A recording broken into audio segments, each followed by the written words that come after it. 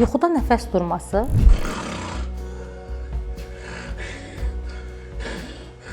bəli, yuxu apnoesi yuxuda dəfələrlə nəfəs durmasıdır. Nəfəs dayanır, oksigen düşür, beyin oyanmağa çalışır, ürək sürətlənir. Xəstə yuxuda olduğu üçün bu halı adətən yataq partnyorları və ya ailə üzvləri müşahidə edirlər. Bəs kimlərdən şübhələnmək lazımdır? Güclü xorultu, yuxuda nəfəs durmasının müşahidə olunması, gündüz yuxululuq, səhərləri baş ağrısı, yorğunluq, diqqətsizlik, cinsi zəiflik və s. kimi halları olan insanlarda yuxu apnesindən şübhələnmək lazımdır. Bəs yuxu apnesi müalicə olunmazsa nələr olar? Yuxu apnesi müalicə edilməzsə bir çox ciddi hallara səbəb ola bilər.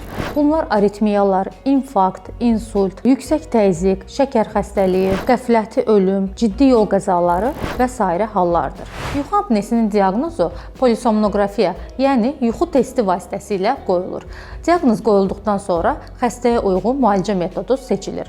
Ona görə də xorultunu kiçik problem hesab etməyin. Yuxu apnesi səssiz riskdir.